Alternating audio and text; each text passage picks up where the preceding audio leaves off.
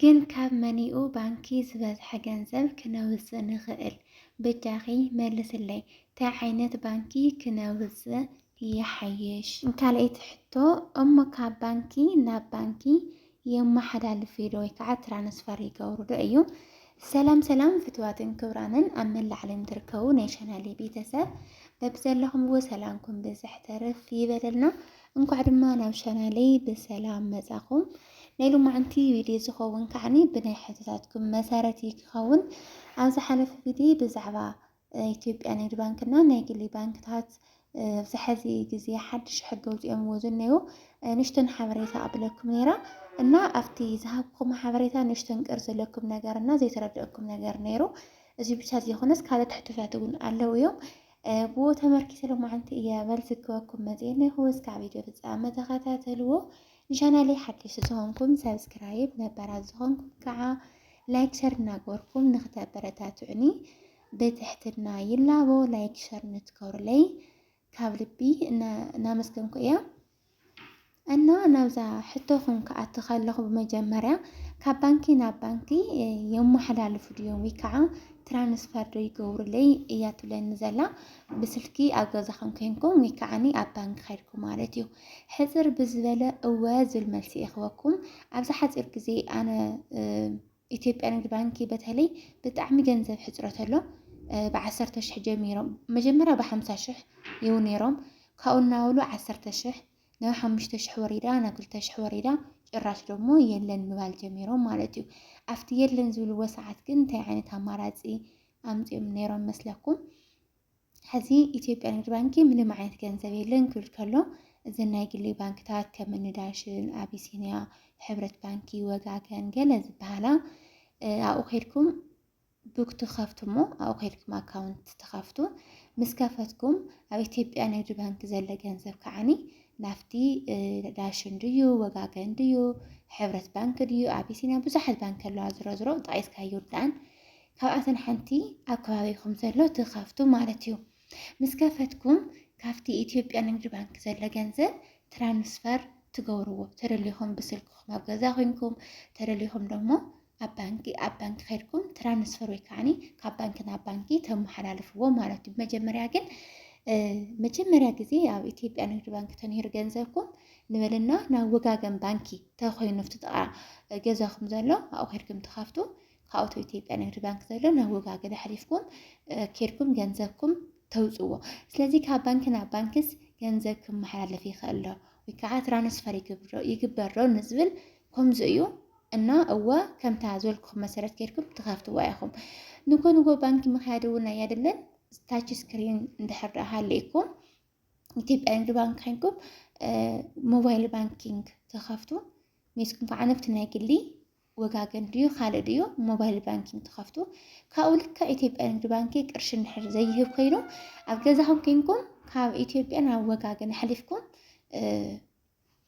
ኣብ ገዛኹም ኮይንኩም እዚ ብሞባይል ባንክ ተሕልፍዎ ትኽእሉ ኢኹም ማለት እዩ። ስለዚ ከምዚ ዓይነት መስርሕለ እኒሆ ማለት እዩ። ካልኣይ ከዓኒ ኣየንኡ ባንኪ እዩ ዝበዝሐ ገንዘብ ዝህብ እዩ? መንኡ ማለት ሕዚ ኢትዮጵያ ንግዲ ባንኪ ሓዊሱ ካልኦት ናይ ግሊ ባንክታት ካብዚአን ኩለን እዚ መን እዩ ካብቲ ዘቕመጥካዮ ገንዘብ ከም ድሌትካ ዓይነት ገንዘብ ካሽ ዝህበካሲ መን እዩ እያ ትብል ሓንቲ ሕቶኹም ማለት እዩ። እንግዲህ እስካብ ሕዚ ኣነ ኣብ ናይ ግሊ ባንክታት ብዙሕ ኣይዘርኩን። ኢትዮጵያ ንግዲ ባንኪ እያ ኣነ ባንኪ ካሊእ ኣይከፈትኩይ። ኢትዮጵያ ንግዲ ባንኪ እስካብ 10,000 5,000 ሒብ ነይሩ። ሓደ መዓልቲ ከይደ ግን ጭራሽ የገንዘብ ስኢና ብስሩስ የለን ኢሎም ይሰዱኻ እንታይ ደኣ ናብ ግሊ ትራንስፈር ትገብሩ እሞ እቶም ግሊ ግን ዘለዎም ገንዘብ ይውኻዮም። እውነት እቶም ናይ ግሊ ብጣዕሚ ናይ ሰብ ክብረት ዘለዎምና ንሰብ በቃ ሬስፔክት ዘለዎም ብጣዕሚ ጥዑያት ባንክታት እዮም ዘናይ ግሊ ኢትዮጵያ ንግዲ ባንኪ ሓዊስካ ማለት እዩ። እና እሳቶም ዘለዎም ገንዘብ ነቲ ዝመፀ ገንዘብ ዝወስድ ዓሚሎም ብማዕረ ገይሮም እዮም ዘካፍልዎ። ኢትዮጵያ ንግዲ ባንኪ ግን ምንም ኣይገድሾን እስካዕ የለን ኢሉ ይሰደኩም መገዛ ገንዘብኩም ኣሚንኩም ዘቐመጥኩሞ ማለት እዩና ዝሐሸ ክብለኩም ወይ ኣቢሲንያ ወይ ከዓ ወጋገን ወይ ዳሽን ገለ ክብለኩም ኣይከልን። ናይ ግሊ ግን ኩለን ይህባ እየን።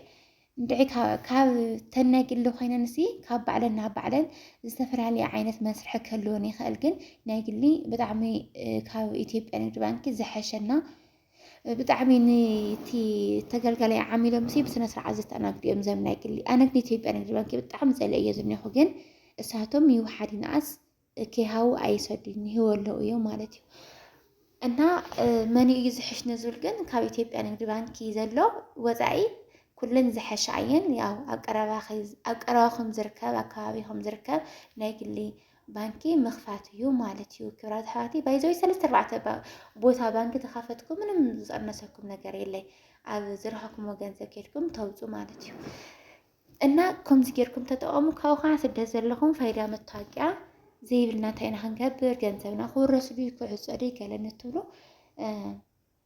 መንግስቲ ኣብ ደገ ዘለስ ኣብ ደገ ሰብ ኣብ ደገ ከም ዘሎ በዝሒ ገንዘብ ከም ዝእቱ ኣብዚ ኮይኑ ፋይዳ መታወቂያ ክንቀሳቀሶ ከም ዘይኽእል ስለ ዝፈልጥ ናይ ባዕሉ መስርሕ ስለ ዘለዎ ምንም ዓይነት ነገር ጭንቀት ከኣትወኩም ኣይኽእልን ትጨናነቁ የትመይኻዲ ብርግጽ ከተውፁ ኣይትኽእልን ክትእትው ግን ትኽእሉ ኢኹም ገንዘብ ተእትው ኣለኹም ማለት ደግሞ ኣካውንትኹም ይንቀሳቀስ ኣሎ ማለት እዩ ስለዚ ምንም ዓይነት ጉድኣት ኣይመፅና ብዙሕ ክትጭነቁ የብልኩምን ባህሪቲ ክብራት ኣሕዋተይና ኣብ ውሽጢ ዓዲ ትርከቡ ኣሕዋተይ ግን ያው ሞባይል ባንኪንግ ዘይጥቀም ሰብ የለን ዝሕዚ ግዜ ንሱ ተጠቒምኩም ካብ ባንኪ ናብ ባንኪ እናመሓላለፍኩም ክትጥቀሙ ኣለኩም ኣነ ባዕለይ ሓደ መዓልቲ ትጭንቕ ኢልኒ ወላ 5 ቅርሺ የሲእና ናይ ትራንስፖርት 20 ቅርሺ ናይ ባጃጅ ማለት እዩ እና ባንኪ ተኸድኩም ምንም ዓይነት ገንዘብ የለይ ትበልክዎም ይህብልናን ወላ 100 ቅርሺ እዋ ኩሉ ሰብ እዮም ንበይነ ይኾነን ኩሉ ሰብ ግን መዓት ሰስካብ ፅርግያ መሊኡ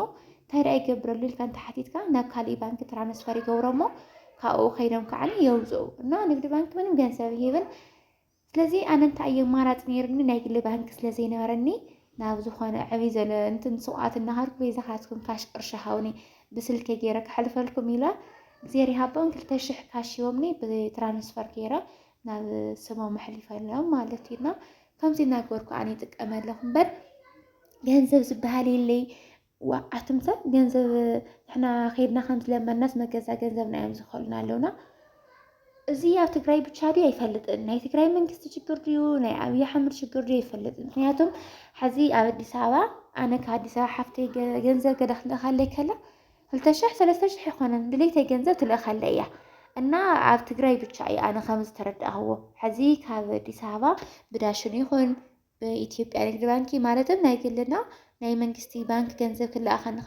ክልኣኸኒ ካሎ ካብ ኢትዮጵያ ካብ ኣዲስ ኣበባ ብዝሒ ይልእኽ እየ ስለዚ ችግሩ ኣብ ትግራይ እዩ እኒሆ እና ኣብ ትግራይ እንድሕር ኮይኑ ናይ ትግራይ ኣመራርሓ ድዩስ ወይስ ኣብይ ኣሕመድ እዩ ካብ ኣዲስ ኣበባ ናብ ትግራይ ዘይልእኽ ግርኣት እዩ እኒሆ ማለት እዩ እና ደቂ ዓበይቲ ወይ ማዕሪ እንግዲህ ተረዲእኩም ክኸውን ተስፋ ይገብር በዛ ቪድዮ እዚኣ ዘይተረዳእትኩም ነገር ተልዩ ወይ ከዓ ሓፈሻዊ ቄር ዘለኩም ነገር ተልዩ ኣብ ኮሜንት ተጻሓፉለይ እስካዕ ቪድዮ ፍጻመ ንስተኸታተልኩምኒ ካብ ልቢ እናመስገንኩ እየ ሼር ላይክ ሰብስክራይብ ምግባር ድማ ከይትርስዑ ዘሰናይ ክብራት ኣሕዋተይ ብዘለኹም ወዘለኹም ዝሕለይ ብጣዕሚ እየ ዝፈትወኩምን ዘኽብረኩምን ባይ ባይ